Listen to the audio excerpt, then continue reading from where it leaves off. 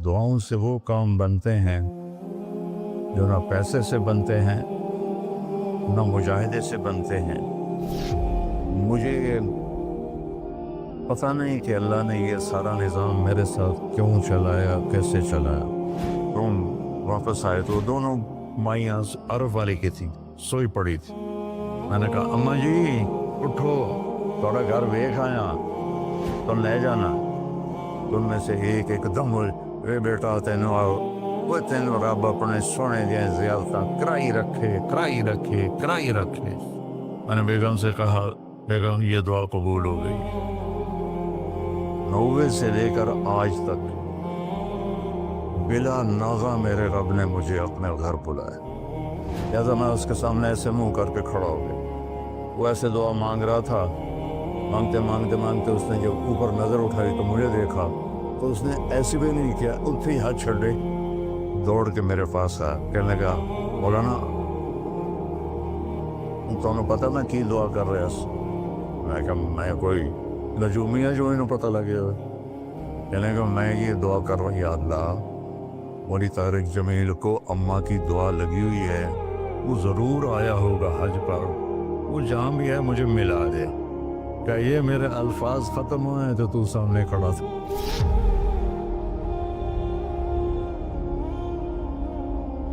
दुआओं से वो काम बनते हैं जो ना पैसे से बनते हैं ना मुजाहिदे से बनते हैं। मुझे पता नहीं कि अल्लाह ने ये सारा निज़ाम मेरे साथ क्यों चलाया, कैसे चलाया। ये एक वाक़या की तरफ मेरा जहन जाता था। सर्दी शदीद थी और रेमंड सुनसान होता था। बाहर बाजार में 2 होटल थे, एक चाय की दुकान थी। मैं बरामदे में खड़ा था तो मेरे उस्ताद साहब रहमतुल्लाह अलैह मौलाना अब्दुल रहमान, उन्होंने करवट बदली किया। उनके करीब दूसरे उस्ताद लेटे हुए थे, मौली अहमद बटला साहब। कहने के मौलाना क्या हुआ? कहने के सर में बहुत दर्द था। बस ये सुनना था कि मैं ऊपर गैलरी में मेरा बिस्तर था और वो इतनी सख्ती थी गवर्नमेंट में कि ये जो घड़ी बांधना भी वो क्या था, खिलाफ कानून था, और थर्मस रखना भी खिलाफ कानून था। मुजाहिदा ठंडी चाह पियो तो 2 लड़कों ने थर्मोस चोरी रखा हुआ था। वो मैंने जा उठाया। मैंने बोले थर्मोस के थे तो वो पड़ा हुआ है।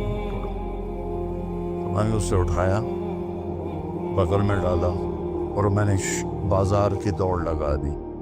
10 बज रहे थे और 10 बजे सन्नाटा, 250-300 का तो मजमा होता था रेमंड। या अल्लाह कोई दुकान खुली हो, या अल्लाह कोई दुकान खुली हो। तो मैं नंगे पाँव, दिसंबर का महीना था, मैं नंगे पाँव दौड़ा और मैंने देखा तो वो चाय की दुकान का दरवाज़ा बंद था और रोशनी आ रही थी। मैंने कहा ये लगता खुली हुई है। तो मैंने उसके किवाड़ ऐसे किए तो वो खुल गया।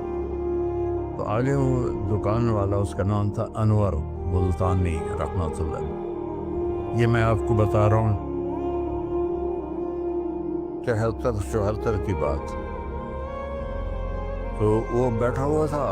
मैंने कहा भाई अनवर चाय बनानी है। कहा भाई मैं तो औरंग भाई मैं तो थका हुआ हूँ, ये दूध पड़ा है खुद ही बना ले। तो मैंने कहा चूल्हा का, ये चूल्हा भी पड़ा है। तो मैंने वो होते थे हवा भरने वाले चूल्हे, उससे मैंने दूध गर्म किया, पत्ती डाली, चाय बना। चाय की दुकान पे सर दर्द की गोली का क्या काम है? मैंने कहा भाई अनवर कोई सर दर्द की गोली है? अरे भाई वहाँ देख ले शायद पड़ी हो कोई। वो खिड़की सी थी। जब मैंने वहाँ देखा तो एक गोली सारी डान होती थी वो वहाँ पड़ी हुई थी और उस पर मिट्टी जमी हुई थी।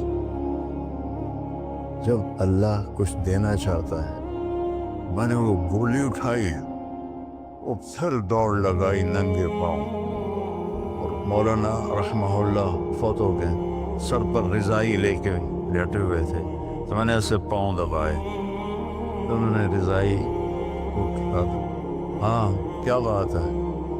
میں نے کہا جی یہ چائے ہے اور یہ سر درد کی گولی ہے، آپ کو درد ہو رہا ہے، نوش فرمائیں۔ تو ان کے ہونٹ ہلے، میں نے نہیں سنا، دعا دی انہوں نے مجھے۔ کیا دعا دی؟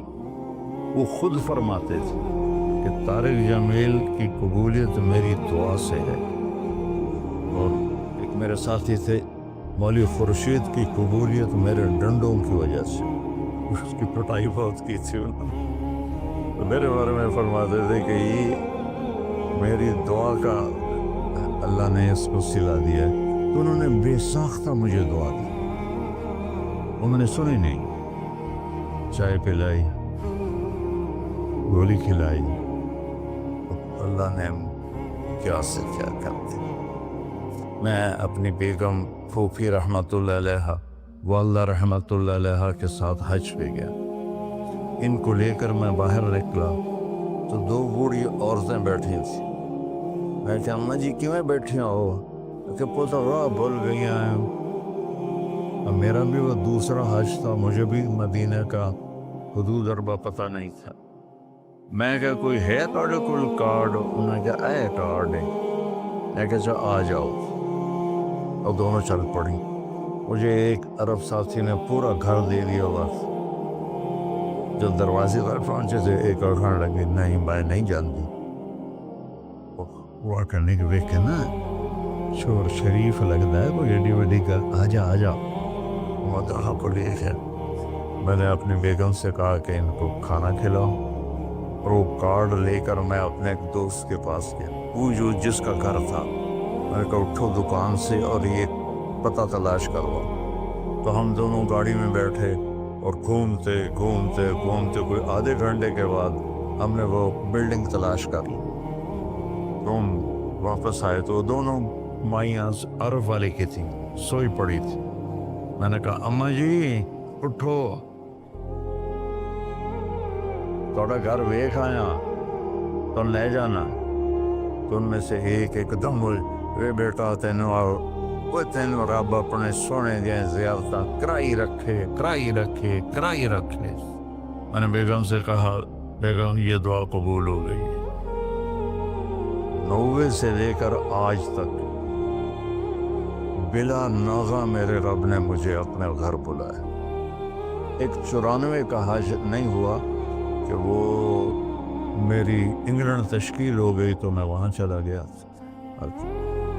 پے در پے حج عمرہ حج عمرہ حج عمرہ حج عمرہ۔ یہ 3 سال کووڈ کے جو آئے تھے نا، وہ ناغہ ہے۔ تو میں ہمیشہ کہتا تھا کہ اماں دی دعا۔ اب ایک مزیدار قصہ سنا کے پھر نماز پڑھنی میں طواف کر رہا تھا، تو میری نظر پڑی جواد وسیم پر، وہ مقام ابراہیم پر نفل پڑھ کے نا بیٹھ کے دعا مانگ رہا تھا۔ تو میں وہاں کھڑا ہو گیا، میرے ساتھی نے کہا طواف پورا کرنا بھی ہے، میں کہا پتہ نہیں اٹھ کے کتنے چلا جاوے، لہٰذا میں اس کے سامنے ایسے منہ کر کے کھڑا ہو گیا۔ وہ ایسے دعا مانگ رہا تھا، مانگتے مانگتے مانگتے اس نے جب اوپر نظر اٹھائی تو مجھے دیکھا، تو اس نے ایسے بھی نہیں کیا، اتنے ہی ہاتھ چھڑے دوڑ کے میرے پاس آیا، کہنے لگا مولانا تمہیں پتہ میں کی دعا کر رہا سی؟ میں کہا میں کوئی نجومی ہے جو انہوں پتہ لگے ہوئے؟ کہنے لگا میں یہ دعا کر رہا ہوں، یا اللہ مولی طارق جمیل کو اماں کی دعا لگی ہوئی ہے، وہ ضرور آیا ہوگا حج پر، وہ جہاں بھی ہے مجھے ملا دے۔ کہ یہ میرے الفاظ ختم ہوئے تو تو سامنے کھڑا تھا۔ تو اس میں آپ کو دعائیں ملیں گی بڑی زبردست۔ اللہ اپنے فرائض پورے کرو، نماز میں ناغہ نہ ہو، کسی کے لیے دل میں نفرت نہ رکھو، آپس میں اگر صحیح چلنا ہے تو ایک دوسرے کی غیبت نہ کرو، برائی نہ کرو، تو پھر انشاءاللہ نسلوں تک اللہ ہمارا یہ کام چلے گا۔ میں روزانہ مانگتا ہوں کہ اللہ اس کو صدیوں پر لے جا، یہ نہیں کہ میں چلا جاؤں تو کام ختم ہو جائے، یا اللہ اس کو صدیوں پر لے جا، تیرے لیے کیا مشکل۔ تو میں آپ سب کا شکر گزار ہوں، اور یہ جو انہوں نے اتنا خوبصورت انتظام کیا ہے اس پر بھی انتظام والوں کا بڑا شکر گزار ہوں۔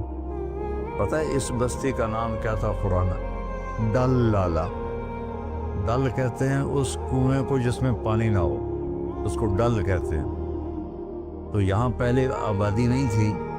1945 میں ہمارا گاؤں ہے وہ ادھر حسین پراڑی والا، وہ 300-400 سال پرانا گاؤں ہے۔ تو جیسے برادریوں میں ہو جاتی ہے خبر، تو وہ کچھ ہوا ہوگا ہماری تو پیدائش سے پہلے۔ تو میرے تایا رحمۃ اللہ علیہ میاں حق نواز، انہوں نے آ کر یہاں گھر بنایا۔ اس وقت اس نے 50,000 روپیہ خرچ کیا تھا۔